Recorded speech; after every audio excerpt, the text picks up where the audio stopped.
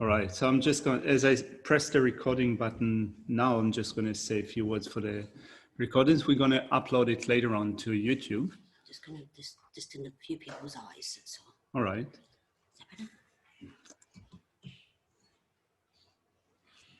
All right, so I'm taking over Chirkila for this weekend, doing the meditation on emptiness. So what I thought of starting with is, first of all, just to have an idea about how you usually run your retreat weekends or retreat days. I saw that that we have 1.5 hours in the morning, right? Then from 11 to 12, another hour, and then 2 afternoon sessions of 45 minutes. So are you normally doing meditation through and through, or do you have a bit of discussion? I think that you have discussion afternoon, right? So you have discussion afternoon. What about the sessions in the morning and sessions afternoon? Do you also have some discussions, or it's all just single pointed blissful meditation? We talk a lot. You talk a lot. That's good. That's good. Talking a lot is good. Divided into 2 separate meditations with a little brain break in the middle. Mm. And if anything really has come up in that first meditation, there might be a discussion. That's good. Yeah. All right. So what I thought of doing, when I looked at the schedule, I thought that it's indeed, the morning sessions are pretty long. And I remember that when I started my Buddhist involvement, when I was in my mid-20s, I attended a course, and we had every morning an hour meditation to begin with, and I was going mental in those hours meditation. No, I wasn't used to meditation. I wasn't at all skilled in meditation. I didn't know what I was supposed to be doing. So 1 hour was like far too long for me. So I hope that it's not going to be excruciating for you guys. But what I thought of doing is to do, at least in the morning meditations, to do maybe a couple of, as Wamala said, to do a couple of meditations, maybe some talking in between.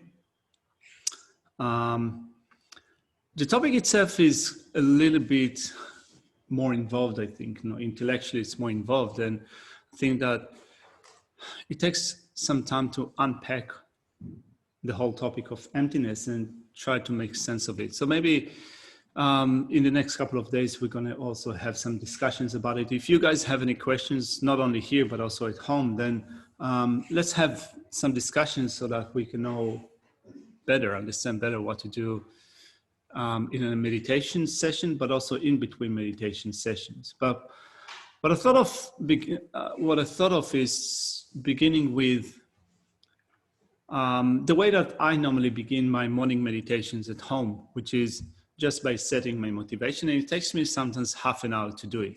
So rather than just starting a meditation session with a lot of recitation and blah, blah, blah, blah, I just kind of take it easy to begin with and make sure that my body is well rested, that my mind is also well rested, that I start to kind of think of precious human rebirth and death and impermanence, and then I start to think about refuge. So it takes me some time until I get to the actual refuge prayer that is at the beginning of, I think, everything that we do. So I thought of doing it like that. I think that some of you probably have your own meditation routines. And all of us work with whatever works for us personally. So that's completely, I think that that's great that we find what works for us. What works for me is to start a meditation session with, first of all, making sure that my body is relaxed. So I normally scan my body from bottom to top. Takes me a couple of minutes. Then I do a round or 2 or sometimes 3 of 21 breathing cycles. So I break every breath into 4 phases. So I have breathing out, stopping, breathing in and stopping, but not forcing the breathing process, letting it all flow naturally. But just in order to make sure that my mind becomes centered, more relaxed, less busy, just kind of take the time to really ground it, just focusing on the breath. So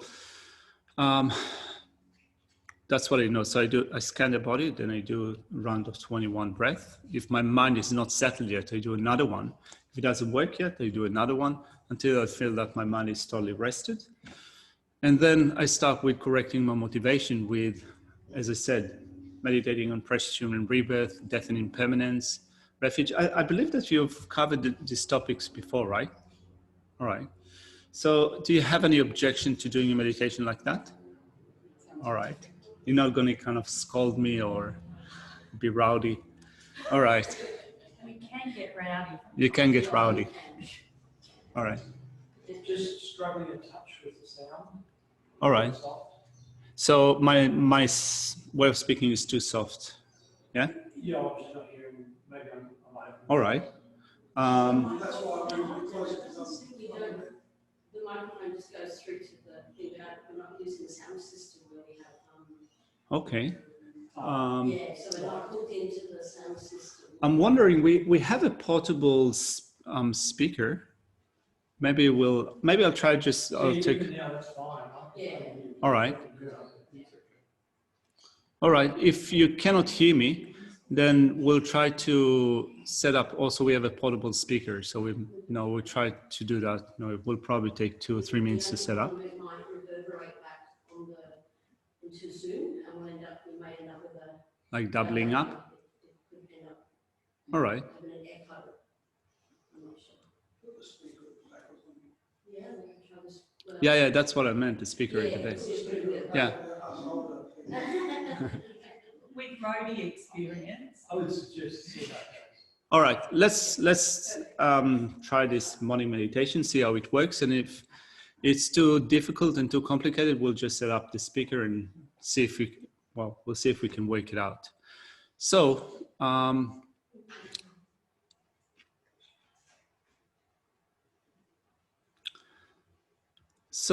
to begin with, let's just make sure that we all feel totally comfortable in our posture. So it's not that there is only one absolute right posture for meditation. There are recommended postures, but also I think that the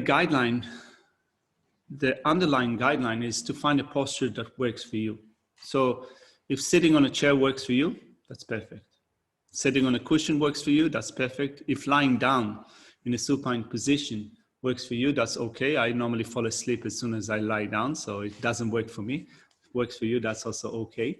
So first of all, I would suggest that you just become aware of the space that your body occupies in the room.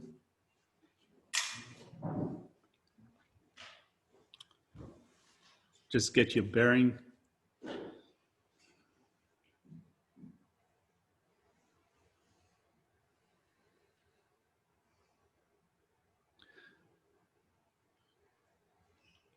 Make sure that your back is upright, not stiff or not tensed, that it's comfortable and relaxed, but it's still upright.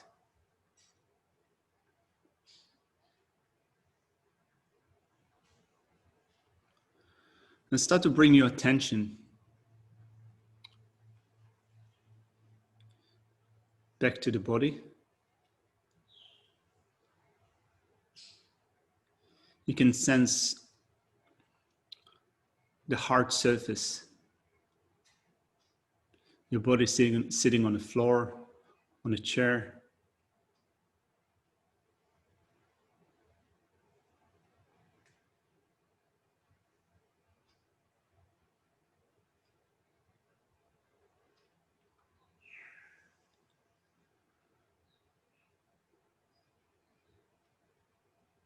And first of all, in order to make sure that our body is completely comfortable, we're going to scan it and release any tension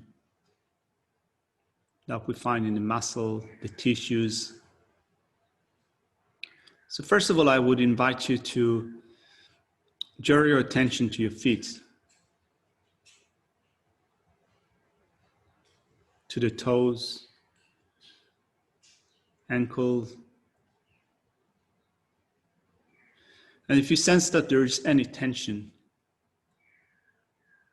just breathe it out and soften the place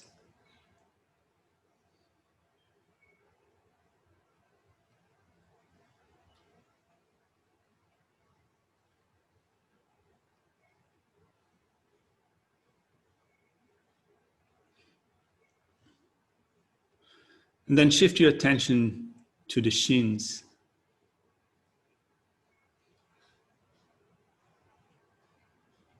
And to the knees and the thighs. And again, if there is any tension, muscle tension or a bit of discomfort, then with your mind, try to massage that place and breathe it out. Just relax that area.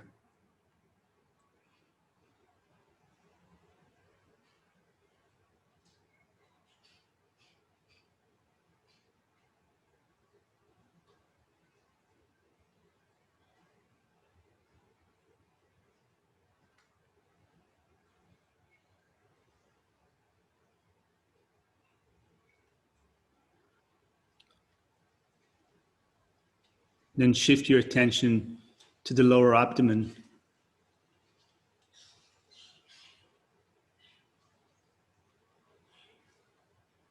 And soften it. Make sure that it is relaxed.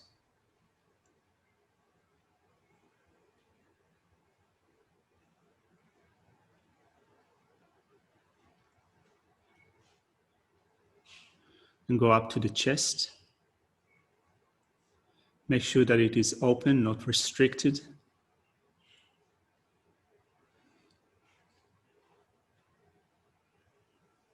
Make sure that your shoulders are leveled. Let them drop. Let them drop.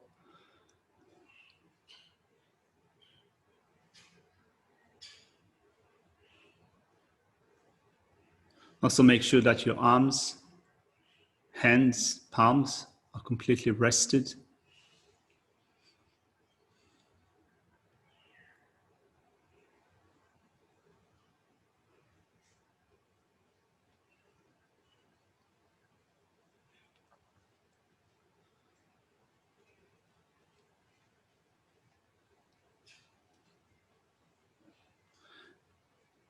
Then go up and focus on the face.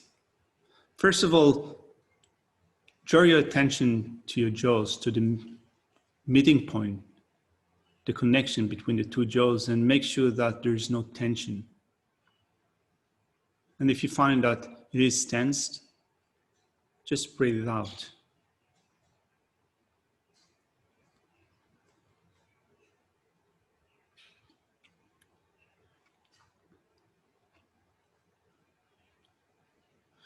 The tip of the tongue can rest upon the upper palate. And your mouth is slightly opened.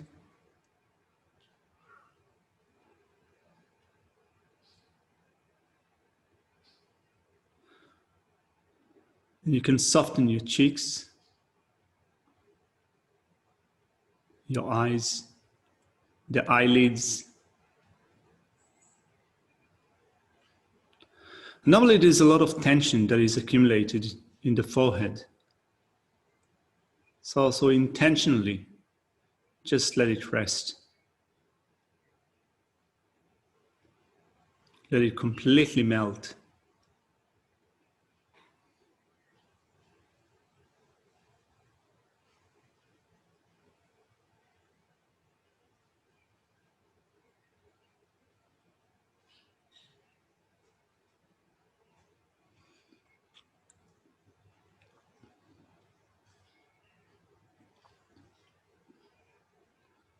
Then once the body is rested, let's pay attention to the breathing cycle.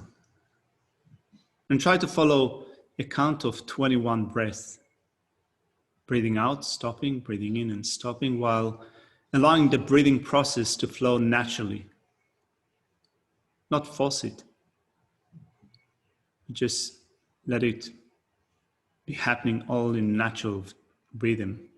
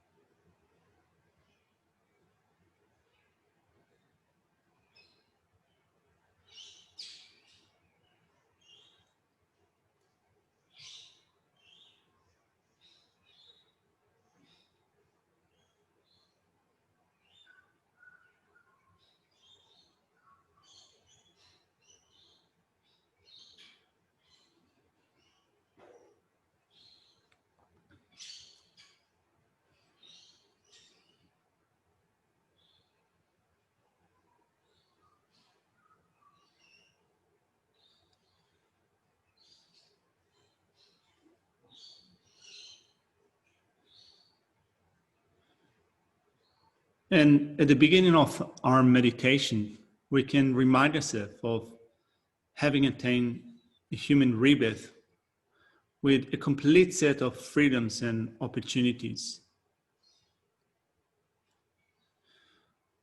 We have everything that we need externally and internally for developing our mind.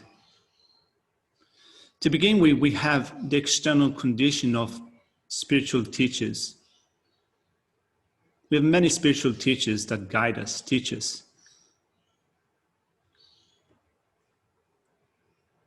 And also we have internal conditions of sets of freedoms and opportunities.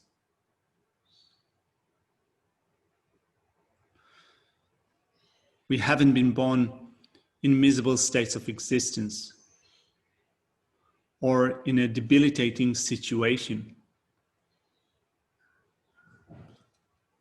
We haven't got a set of views that would otherwise prevent us from discovering an interest in developing our mind in a way that occurs with the Buddhist tradition. So we can work with our mind.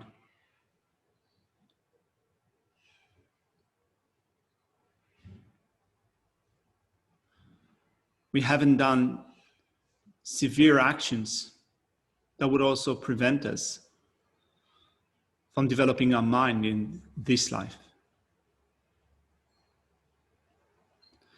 The Buddha's teachings are still with us. There are still people that follow those teachings, practice them, people that help us to practice. So not only we have freedoms and opportunities, we also can make use of them to make the most out of this life. In a sense that first off, we can use our mind to behave in an ethical way, to influence our body and speech, to make sure that we do not behave in a way that will result in miserable states of existence in our future lives.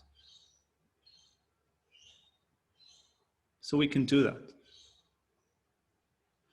And we can also use our mind so that we will make more and more steps, take more and more steps towards the state of liberation, and finally towards the state of enlightenment.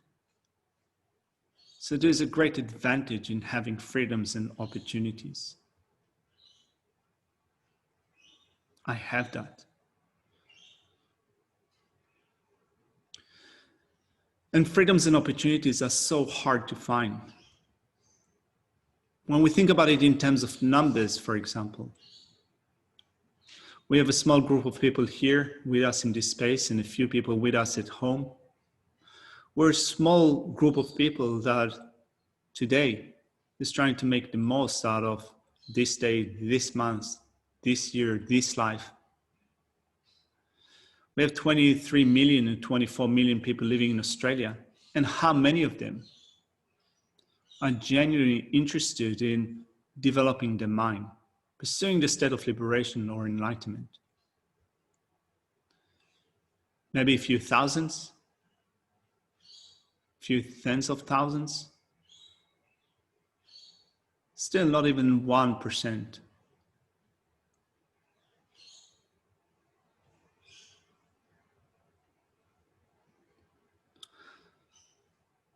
So then we appreciate that we do have a really unique situation working for us.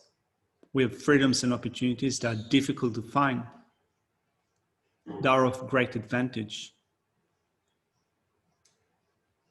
And yet it's so easy to lose our freedoms and opportunity because first off, we recognize that death is certain.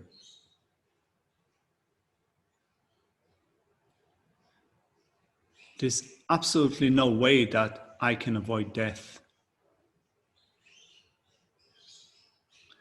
And every minute that passes, I'm getting closer and closer to the moment of death.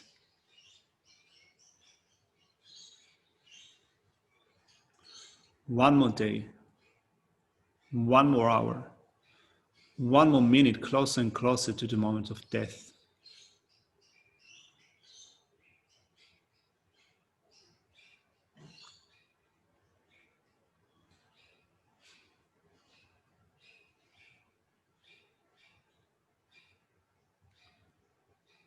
It's like being led to the gallows, and each step that we take brings us closer and closer to the point of death. And the time of death is uncertain. It might happen in 20 years, in 10 years, maybe in 1 year. Could happen next month. Could happen tomorrow. It might even be today. We have absolutely no guarantee with respect to the moment of death.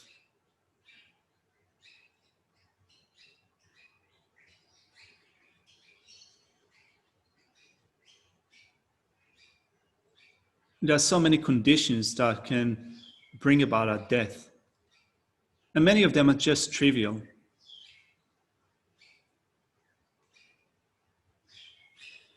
It could occur because of external circumstance or internal sickness.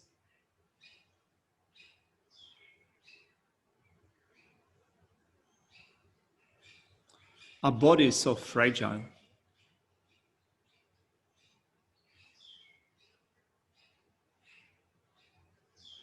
And at the time of death, there is nothing that could be of help apart from the Dharma. Whatever we accumulate in this life will not be of help at the time of death. None of it will go together with us after death. All of it will be left behind.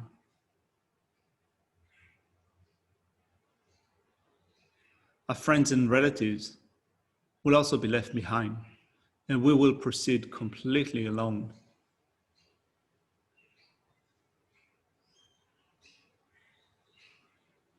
And this body that we have will also be left behind. The only thing that will continue with us from this lifetime to the next is our mind and all the karma, all the actions that we have done before.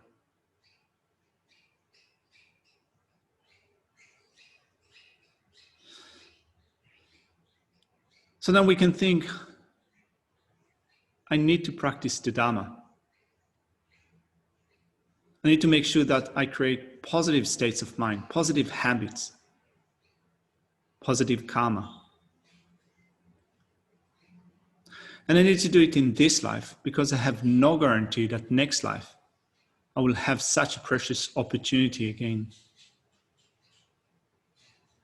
And I need to start right now because the time of death is uncertain.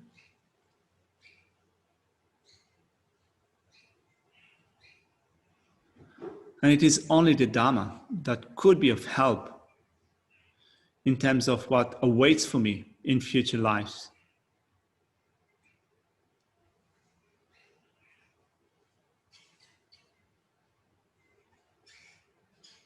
And yet, what if in our next lifetime, we end up in a miserable state of existence? In situations in which mental and physical suffering would be so overbearing, so intense, that we'll have no ability, no capacity to make it better.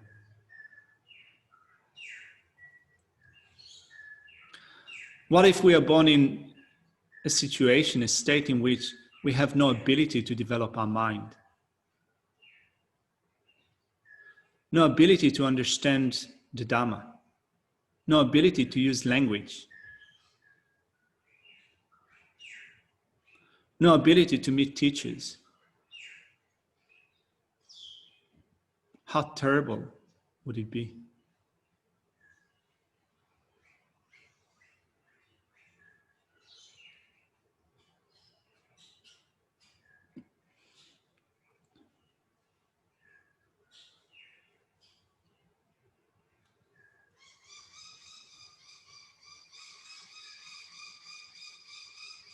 And we are not alone in that. Think of all the people that are dear to you,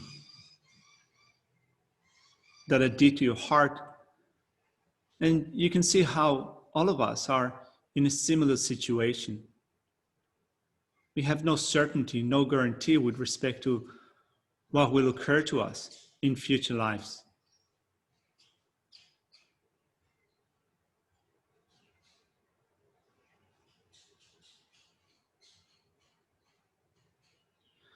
And those that are dear to us in this life have been so kind to us, our parents that have nurtured us since day one.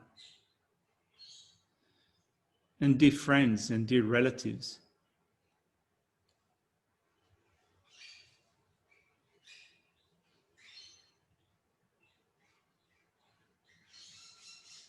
So what can afford protection in future lives?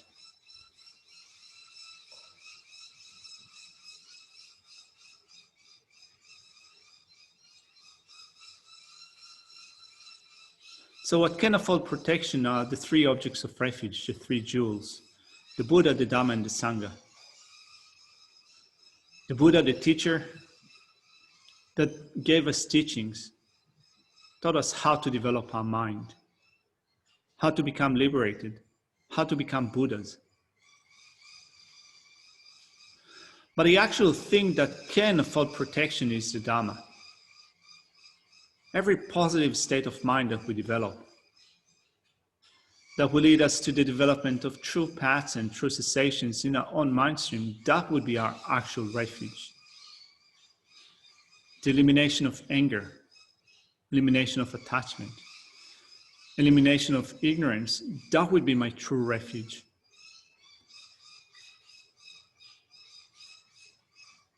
So think for a minute, how would it feel like, how would it be like to have a mind that is completely free from anger?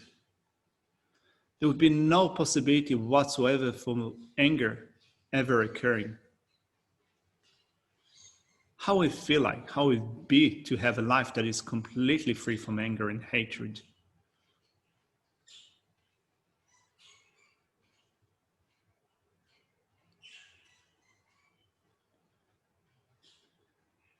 And to be free from attachment, from jealousy, from pride.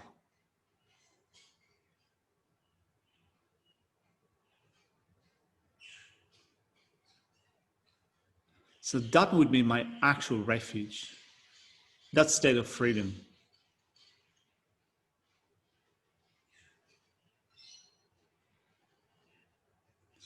And also I take refuge in the Sangha, the community of teachers that teach us what to do, what we need to do and what we ought not to do.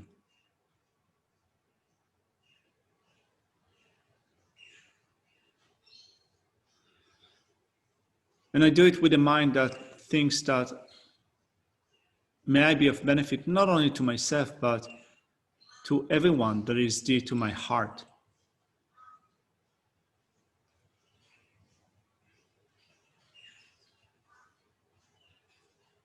Not only in this life, but also those that were dear to my heart in previous lifetimes. All living beings, all sentient beings.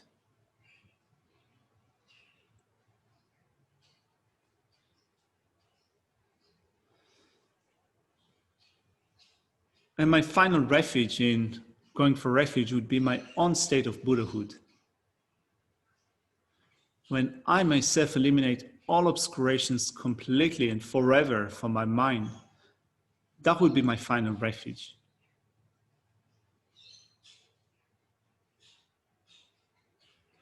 When I have perfect understanding, perfect compassion, perfect wisdom, that would be my final refuge.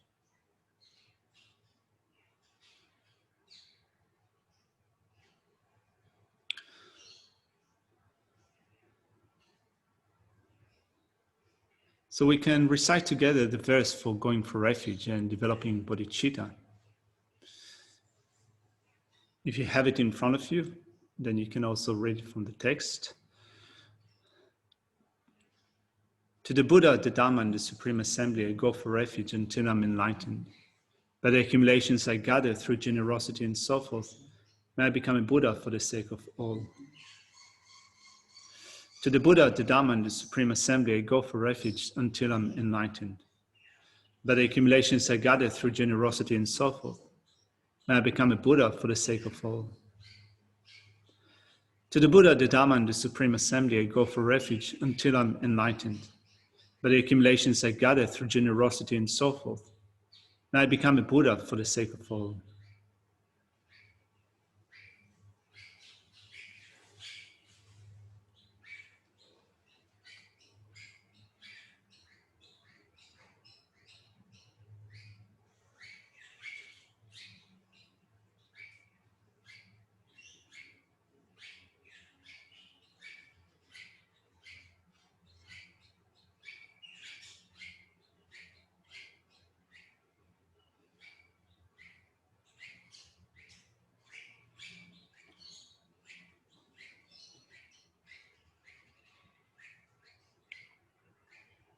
And I usually finish a meditation session with again doing a 21 breathing cycle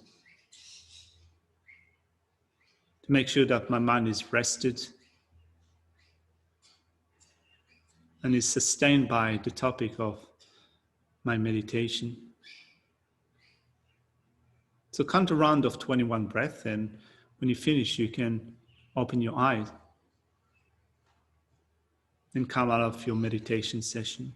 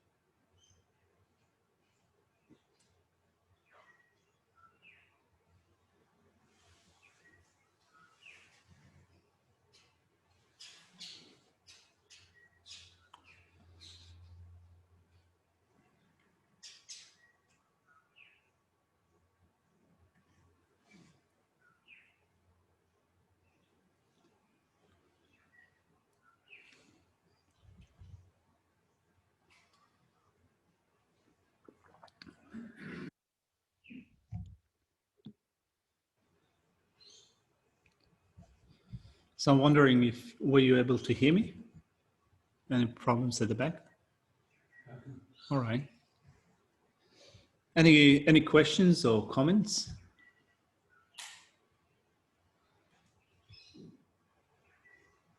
We need to pay attention this weekend. Well, I need to pay attention too, I reckon. All right, so normally this is the way that I begin my meditation in general. Any meditation session, I try to start in this way. Sometimes I do it quite quickly. Sometimes I take the time to just massage my mind and to make sure that it's completely ready for the meditation. But I think that kind of if, at least when I begin a meditation session, when my mind and body are completely relaxed, it really helps to maintain a positive frame of mind. So then you started to cover this topic, emptiness, together with Venerable Chuki. So you had 4 days of teaching or 2 days of teaching? 2 days of teachings. All right. And I guess that you also have a lot of material to read at home, right? Yeah. Big book that, Yeah, kind of. I think I got some notes from Chuki, and one of them was like a 50-page reading manual. we have one of them for each of the modules. So, That's cool. yeah, plus extra suggestions. All right. So I guess that's as we want to do some meditations on emptiness, when I thought about it at home, how to proceed with the meditation on emptiness, I thought of using a structure that is quite common in meditating on emptiness. So there's normally, you can say for many meditations on emptiness, you want to cover 4 points in your meditation. I created an outline for that. I'll do it in the next session. So I created an outline for this meditation. I can circulate it amongst you. But what we want to do to begin with is to, first of all, recognize what is emptiness, in the sense that what is the meaning of emptiness? So let's have just a brief discussion about it. Just the word itself, emptiness, what does it imply? That nothing exists independently, that everything is so empty, existing from its own independence. Yes, that nothing exists independently. Nothing exists in an independent way. Yeah. Yeah. Well, the word itself, emptiness, is a negation. It is just like saying it is not. So just like you said, we're negating independent existence. Whatever exists does not exist independently. So we use the word emptiness, which can be it sounds quite big, but I think that if we translate it in a really normal terms, we can say that emptiness means something is not something. So, for example, this cup is empty, which means that it is not independent. It is empty of independent existence. This is the meaning of the word emptiness, right? So it's a negation to begin with. But then in order to negate something, we need to understand very clearly what is the thing that we negate. And as Leonie pointed out, what we negate is independent existence. And that's the first step in our meditation on emptiness, to first of all understand clearly what is the thing that we negate. So in very technical language, it is called the object of negation. So you might have heard that before, the object of negation. This term sounds a bit kind of heavy, right? The object of negation. In short, kind of, we just want to understand what is the thing that we refute. What is the thing that it is not independent, it is not inherent. It doesn't exist from its own side. So we want to understand what it means. And in order to understand what it means, then we want to understand the implications of something existing inherently, something existing independently. But not only that, we also want to create the display of independent existence in our mind. So before we get to that, before we get to understand what the object of negation is, we also want to look at the bigger picture.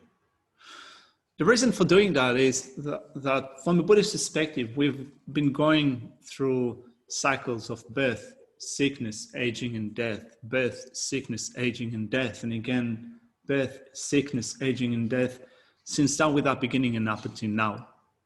I mean, we hardly remember, or most of us don't remember what have happened to us in previous lifetimes.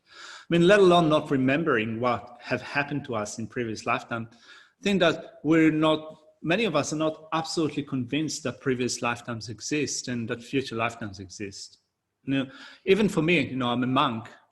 I think that I have like 1 or 2% doubts with respect to past and future lifetimes. You know, what if they don't exist? You know, so it's okay to have those doubts. It's hard to be absolutely convinced, but we work with whatever we have. You know, we think about different reasons and views and match them up with our personal experience, try to keep an open mind and see what the possibilities are if past and future lifetimes exist. But anyway, when we think of, if we assume that they do exist for the time being, and that we've been going through that cycle of birth, sickness, aging, and death for so long, countless times, it's quite tiring. I mean, to think of, again, having to go through all of it. Again, having to go through teenage angst if we are born in, you know, as human beings. Actually, if we could go back in time, maybe it wouldn't be that bad to, again, experience teenage angst. But, you know, the whole point in, again, having to kind of learn everything and go through difficulties in your youth, in your adult life, getting sick, getting to the point where, you know, your body is deteriorating and so forth. It's funny, you know, I'll be 50 next year, and within the community of Buddhists, I think that I'm still considered to be young. At least, you know, Buddhism in the West is mostly for people that, you know, have done, you know, have gone through certain periods in their life. You know, many people have encountered Buddhism in the later part of their life. So whenever I say that I'm approaching 50 and I feel old, then people say, but you're still young, you know, I'm 50 or I'm 60, I'm 70 and so forth. But, you know, still when you think about it, 50 is not young. I mean, 20 is young, but it's also not young because you're 20 years closer to the moment of death. So, no, we're getting older and older. And again, close to the point of death and taking another rebirth because we're under the control of this process that is fueled by our actions, karma, and afflictive states of mind, anger, attachment, and ignorance. So ignorance is the very basis of this process by which again and again we are born and again we die. So if we can undo this process, if we can eliminate the process of birth and death and everything that comes in between, all the pain and suffering that come in between, if we can eliminate the basis for that, we'd be able to break free from the cycle of birth and death. It doesn't mean that we will cease to exist. We will just live in a state, you know, if you are not subject to birth and death, you exist in an immortal state. I mean, it's hard for us to think of what would that be because it sounds a little bit of science fiction, doesn't it? To live a life as an immortal. It does sound like science fiction, but we're so used to embody something that is as physical and hard as this body, to the point in which it seems as if it's totally impossible to live in another way. But we do have a mind, right? We do have a mind because we know that we have a mind because we think, we experience, we feel. All of those things are experienced and felt and thought, conceived of by mind. So we do have a mind. And the mind can exist even without having a physical body. It's hard to think about how it would be like to have a mind without a physical body, or with a body that is more subtle than this ghost body, but it is still possible. So then, in order to do that, we have to break through ignorance, right? So then, if you try to come up with a 1 or 2 or 3 line explanation of what ignorance here is, how would you describe it? Is it in relation to emptiness or in general? In general. I mean, of course, it's also connected with emptiness, but in general, if you were to describe ignorance, how would you do that? Not knowing. But in relation to emptiness is you know something that is not true. You know something that is not true. It's Yeah. misconception. Yeah, misconception, misunderstanding of reality. Yeah, we have different levels of ignorance. As you said, what is your name? Is your name Graham? Yeah. All right, Graham. So as Graham said, kind of it is unknowingness. So that's the first level of ignorance. We just don't know. And there's so many things that we don't know, right? No. Yeah, that's part of our unknowingness. But no. The more you sort of look at this, I'm beginning to realize so much I don't know. Yeah. I mean, I don't know French. I don't know Japanese. I don't know. I don't understand physics or chemistry or biology. There's so many things that I do not know. Now, I don't know what's happening now at Brisbane or what's happening now at Melbourne. Let alone those places. I don't know what's happening downtown Udlow, at Udlow itself. So, Not much. Yeah, not much probably. Yeah. People are probably just kind of dragging themselves out of bed. Yeah. No, so that's the first level of ignorance, not knowing. But there's an additional level of ignorance, and your name is, I forgot, Eva. And the second level of ignorance is misconception, or a distorted idea of reality, which is based on not knowing, unknowingness. So first of all, we don't know. And because we don't know, you can say that a mind makes up a certain story. A mind has been making up those stories to the point in which we completely believe in those stories about reality. To the point in which we're completely conditioned by our distortion of reality. And even more so, because of that distortion of reality, things appear to us in a particular way. So when we look at how things appear to our senses and how things appear to our mental consciousness, we can see that when we start to think about it, we can see that there's a level of appearance, how things appear to us. And when we start to think of how they exist in actuality, we see that there is a discrepancy. Things do not match up. There is a way of existence and a way of appearance that is, those two ways are discordant. They do not match, but we believe the appearance wholeheartedly. We grasp those appearances wholeheartedly and believe that things exist in the way that they appear, but they do not. So then ignorance, if we go back to what ignorance is that erroneous state of mind. It is a wrong consciousness that grasps things to exist in the way that they appear to us. This is the most, you could say, the fundamental ignorance that is the very basis of our cycling in cyclic existence. That wholehearted belief that things exist in the way that they appear to us. But of course, certain things do exist in the way that they appear to us. It's not that we want to check out all of reality. There are certain things that do exist in the way they appear. Like, for example, this person in front of me is Leonie, right? She's a woman. She appears to me as a woman, and she is a woman. She appears to me as Leonie, and she is Leonie. So some things do exist in the way that they appear. But when we look at the fundamental nature, the most subtle nature of existence, it appears in one way, but it doesn't exist in that way. And ignorance believes that it does exist in that way. So what does it mean? It means that things appear to us, to our senses, as if they exist completely objectively out there, without depending on the way that we see them. as if they exist completely autonomously, independently, inherently, objectively, without any contact with the observer.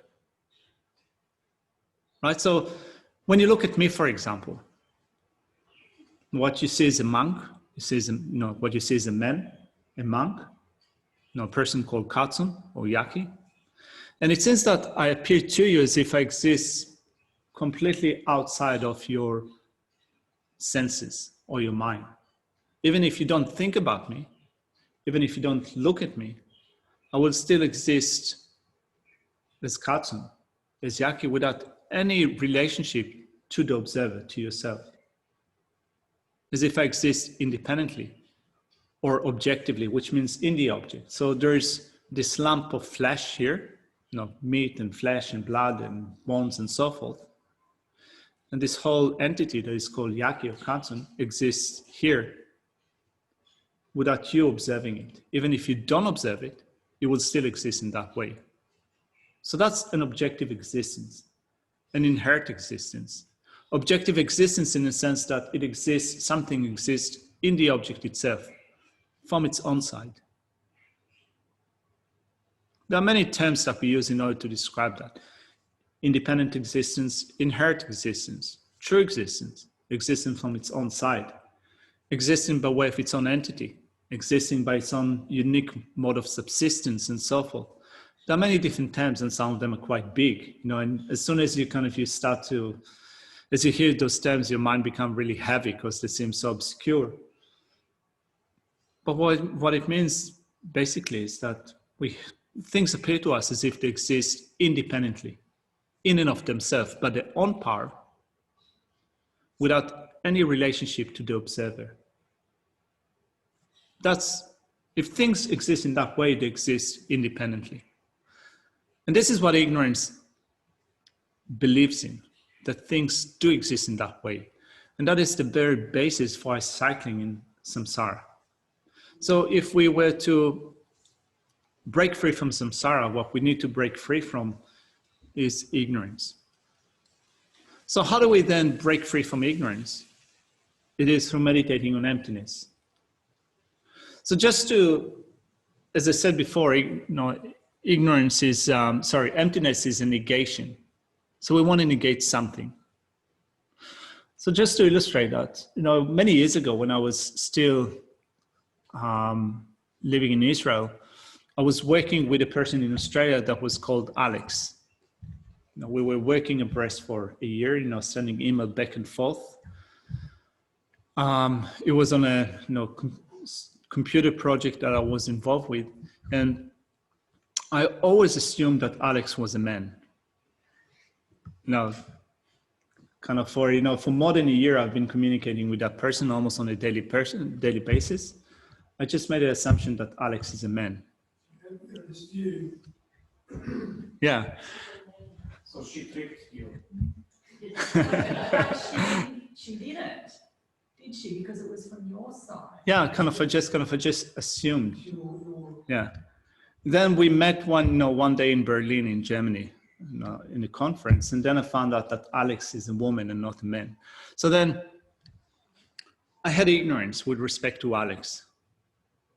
No, Alex is a man. In order to understand that Alex is a woman, I had to negate Alex being a man. So we have, with emptiness, it works like that. You have, there's a certain thing that ignorance believes in, and you want to disprove that. Ignorance believes in independent existence. So how do we disprove independent existence? You can say that we look for something that is independent, that exists independently, and see if we can find it. If we can point the finger at something that exists independently. And if we cannot find anything as such, then we can negate it.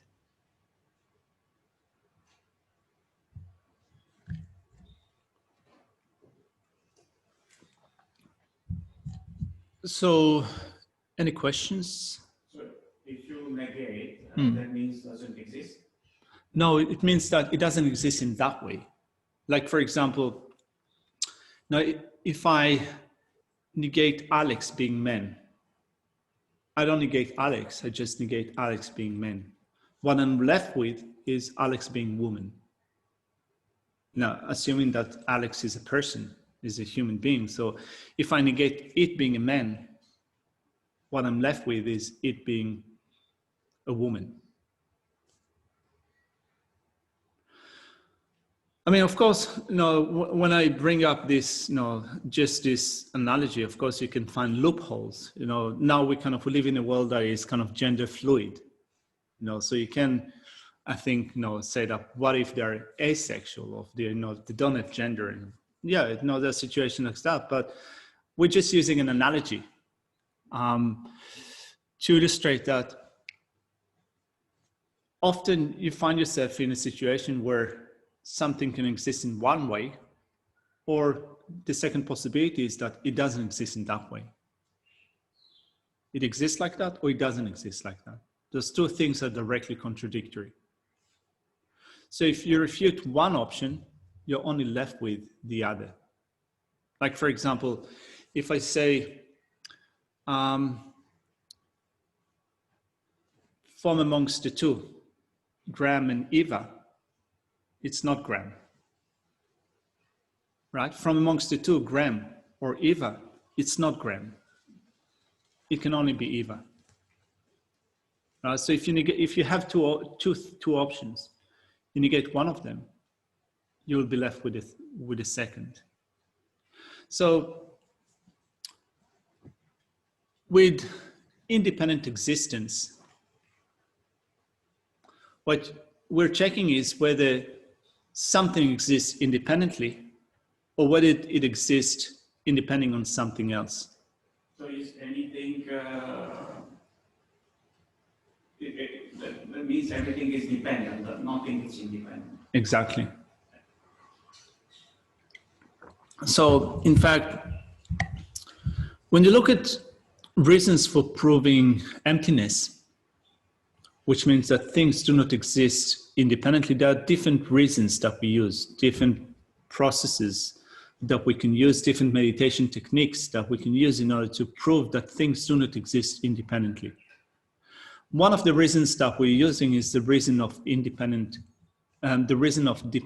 arising. So dependent arising is said to be one of the best reasons. It is called the king of reasoning, that explains how whatever exists can exist only in dependence on and in relation to others. So if it doesn't exist independently, it means that it is definitely dependent upon something else.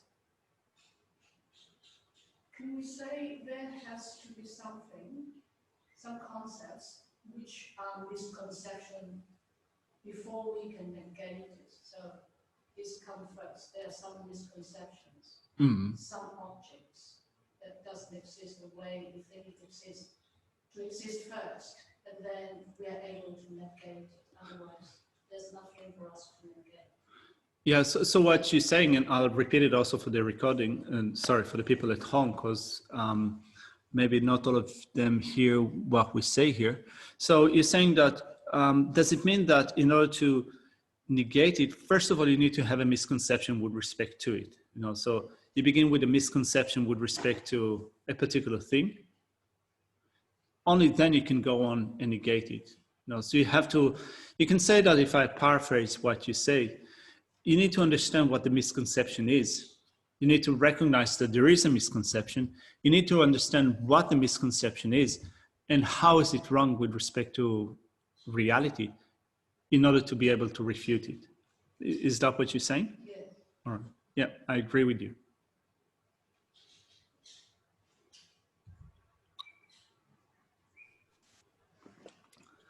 So then, Excuse me.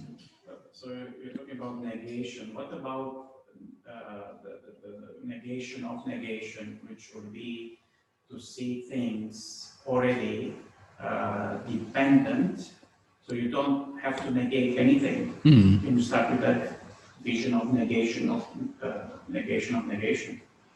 So first off, so the question is, what about negation of negation? Can we get to the point in which we don't have to negate anything anymore, that we see everything as dependent? So that is a goal. You know, we want to see every single thing that exists as not existing by itself, independently, by its own power. We want to see its dependency directly. But in order to be able to do that, first of all, we have to kind of undo our bad habits. We have been so accustomed to seeing things as existing independently that the first step is to start to undermine that seeing of independency. And one way of undermining the seeing of independency is to remind ourselves that whatever exists can exist only in depends on and in relation to others. So we reduce our belief in things existing by their own power in and of themselves in an independent way. And in a very slow process, by bit, our ability to see things as depending on others increases. So actually, if I'm more specific about it and a little bit more technical, we'll look at the way that we develop our mind. So first of all of us have wrong consciousnesses with respect to reality.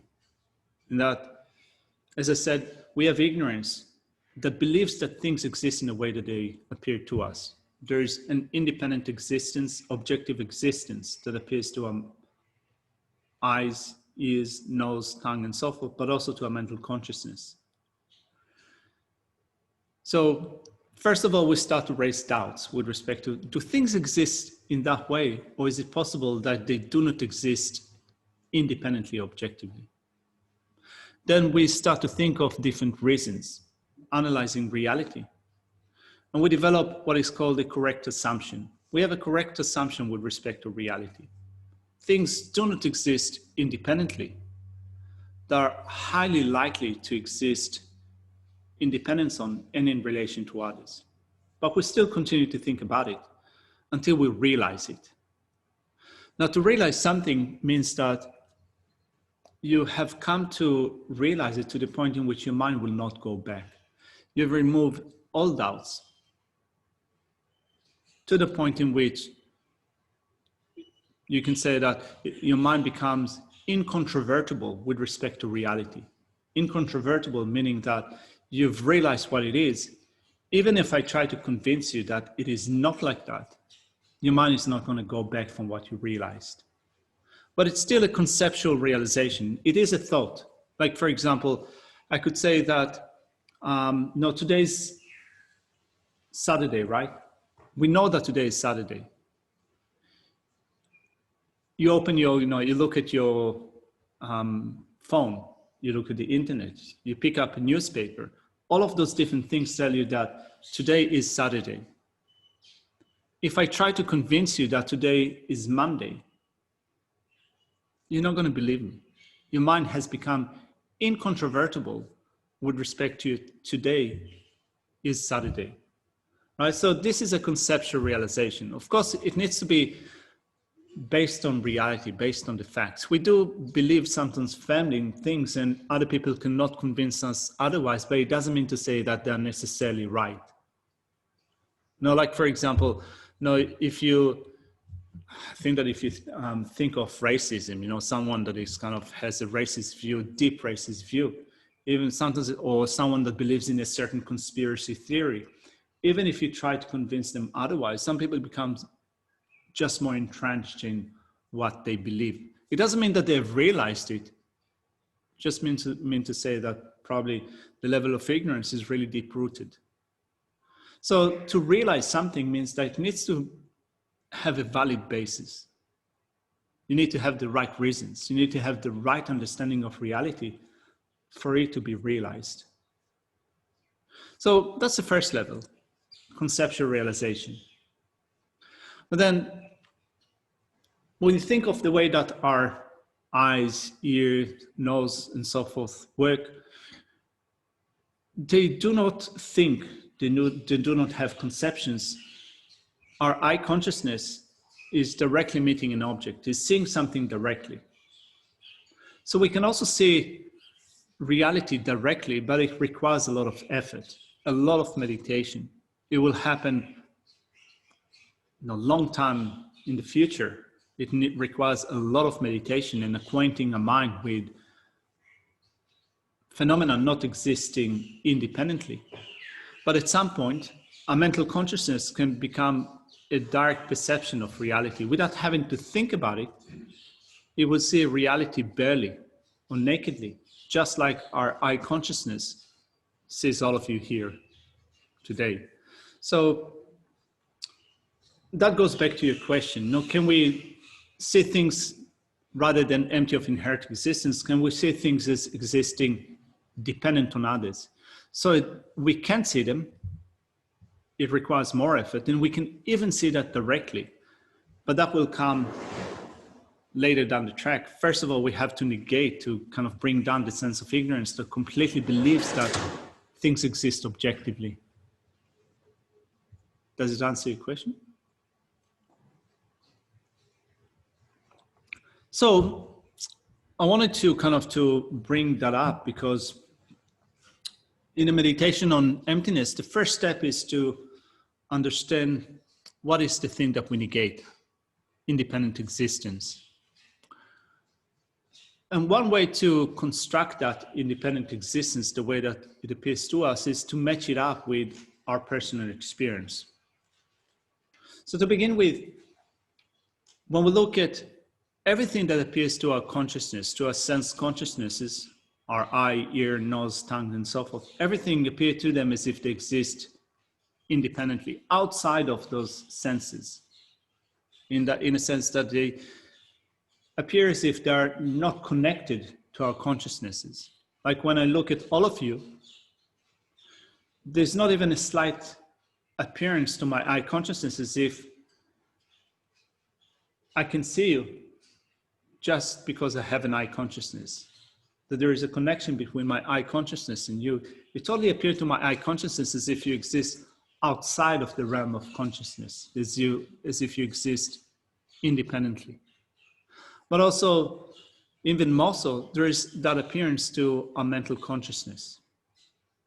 So in order to construct that, one useful meditation exercise is to construct that strong appearance of the self in certain situations. So normally when we think of ourselves, when we think of I, for example, my name is Katsun, or I need to go to the shops, or I want to have a cup of coffee. We refer to ourselves as I, as me, and so forth. And there is some appearance of I or me that appears to our mind, but we want to make it more strong, kind of to really illustrate how there's that independent and objective sense of self that appears to our mind. So we can try to imagine extreme situation where there's a strong sense of I that appears to our mind. Like, for example, maybe we'll do it in a kind of maybe a 5 minutes meditation. So we'll first of all kind of again go into meditation. It doesn't have to be like a really formal process of meditation, but we'll first of all quiet our mind for just a couple of minutes.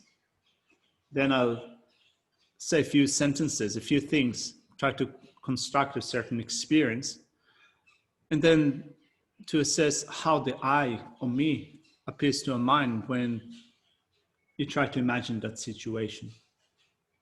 Do you want to do it? All right, let's try to do it. So again, just kind of make sure that your body is relaxed, and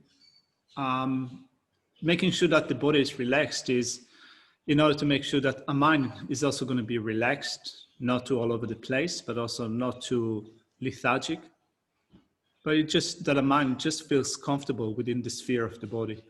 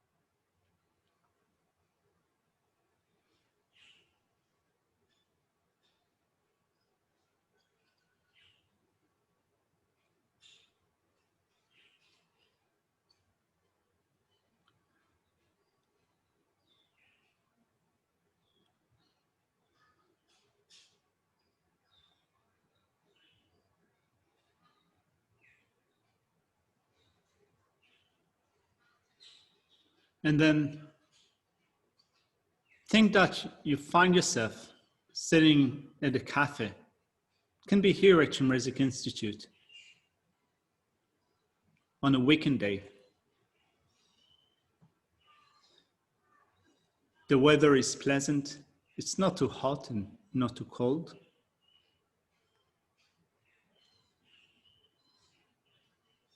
The birds are chirping away. And you're surrounded by a close group of friends. Could be your friends from here, from the DB course, or it could be friends from home.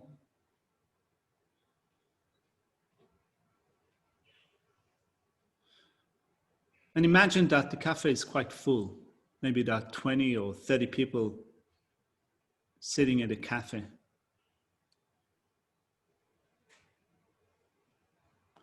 And you're completely relaxed, completely at ease.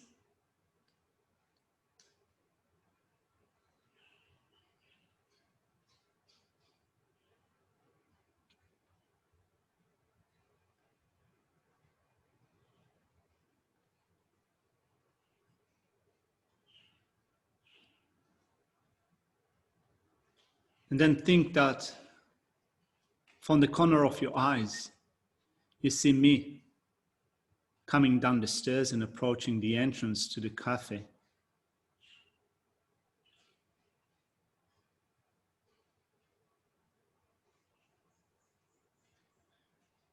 And I make my way to the center of the space.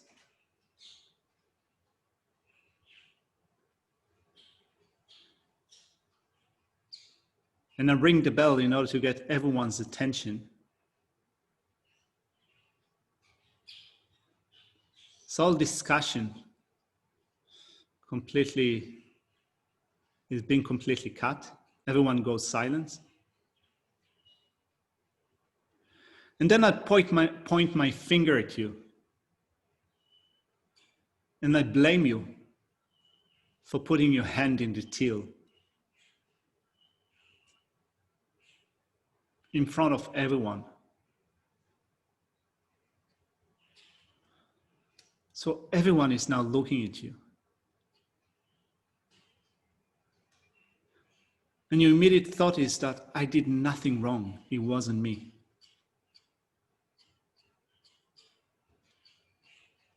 So try to emulate how will it feel like to be accused in a public space.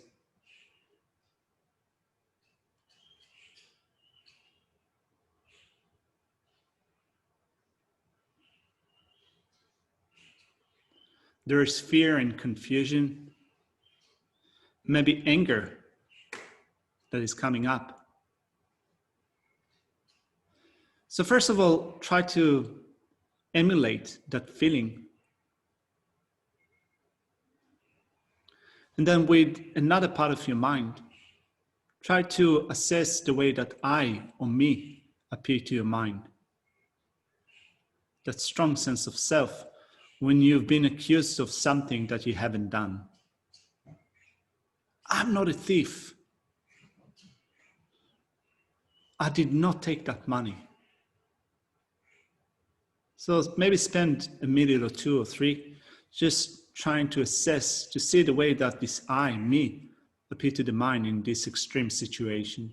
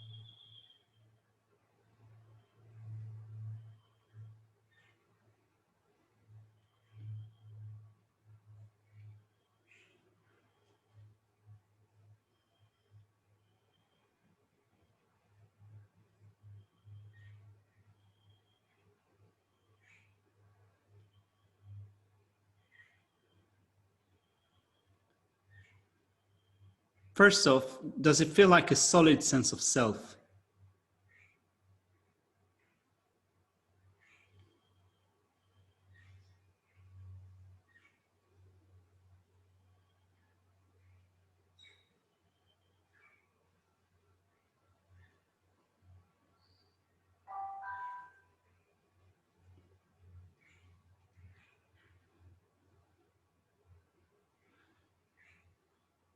And is that sense of self changing? Is it impermanent? Or does it come with a feeling of something very stable, unchanging, permanent, and eternal?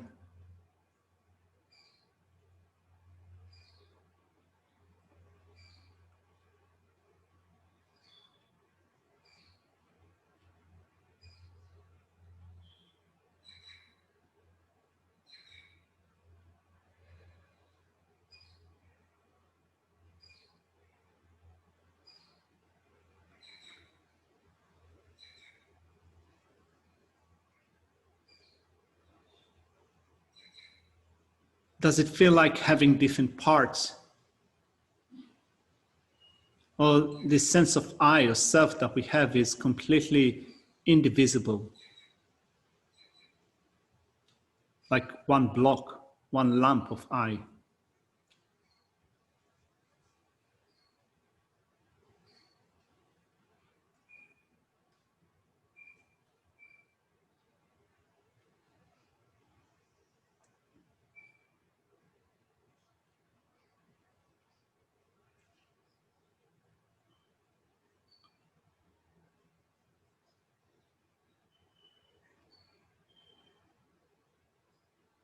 Does it feel like this sense of I depend upon something else? Or is it completely independent, like floating in mid-air? How does it feel?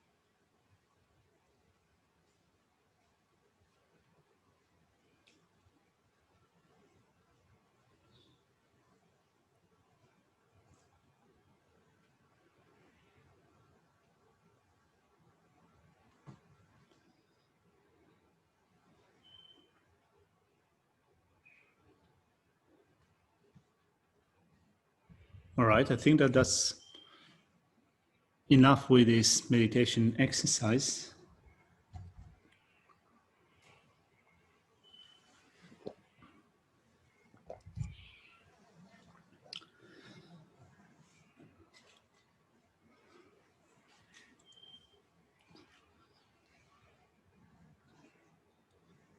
So in some texts, they say that we need to construct this really solid sense of self, that we need to make it appear to the mind and then investigate the way that it appears to the mind.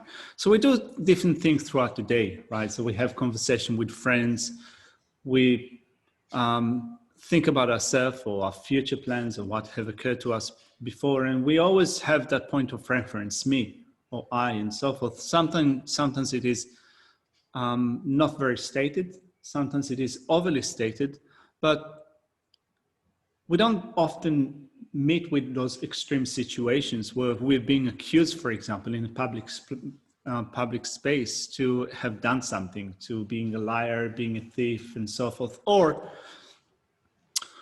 you can think of, for example, being chased by a rabid dog, by a wild dog. How scary would it be? And also the sense of I that appears to our mind when we're being chased by a dog. Or, think of being carried by a raging river, knowing that kind of it's very dangerous, and your mind is completely filled with panic. And again, try to sense how the I appears to our mind in that way. But all those situations that are described are quite negative and quite disturbing. I think that just as well you can kind of think of how does I or me appear to your mind when you receive excellent news? Like for example, how does it feel like to hear that you've won the lottery, or that that someone for example have decided to give you a house, an apartment? How does it feel like, suddenly kind of this, like, I'm going to be totally sorted for the rest of my life. Everything is going to kind of work okay. There's that sense of security that is there for the rest of my life. And at least the initial onset of hearing that news with that kind of sense of I that appears to your mind, how does it feel like? How does it appear to the mind? So we had just like a 10-minute exercise of trying to imagine that sense of I that appears to your mind, but that's the beginning. And we want to do it again and again in order to refine the way that the I appear to our mind, and then to investigate its mode of appearance, how it appears to exist objectively, independently, by its own power, in and of itself, as if there is this lump of something, this solid sense of I.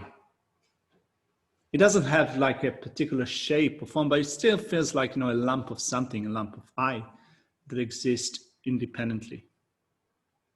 So that's the first step in meditating on emptiness, trying to get in touch with the mode of appearance of things. So our time is up for this session. So let's take half an hour break, right? Half an hour break, go down to the cafe, have a nice cup of coffee, nice cup of tea, stretch your legs and so forth.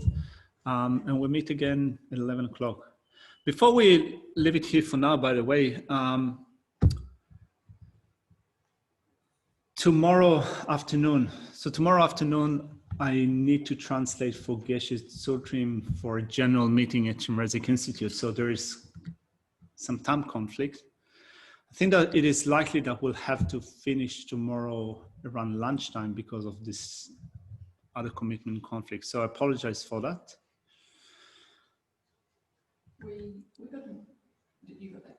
We just December, I think. Yeah. Got an email from Turkey saying that we would be relocating down to the wellness centre. All right. For that last session at 2:45. 2:45. All right. I think that gives us the session after lunch, which is just a discussion session, and then for the last meditation session, we'll be down we'll have to relocate and we've got our own Zoom account, a special Zoom thing and everything, so that we can do that last session down in the wellness centre. Cool. You may need to move after lunch. No, we'll need to. Now lunch is already. I think that's been factored into lunch. I don't know. All right. I was thinking about set up time here for them to do the. Yeah. Well, we finish at 2:15 here. All right. And then start at 2:45 down the bottom. I don't know what time does it start. The meeting. 3 o'clock. 3 o'clock. So that's plenty of time to set up. Yeah. Yeah. Has to be yes. So I'll work out with Turkey who's going to lead that very last meditation. All right. Yep. That's cool. So I don't want to take more time of your break. So let's work it out between us and work it out with Turkey, and we'll meet again in half an hour. Thank you very much. Thank you.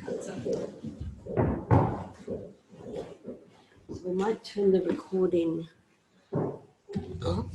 So we can suspend them actually. We can pause it, I think. Have a break.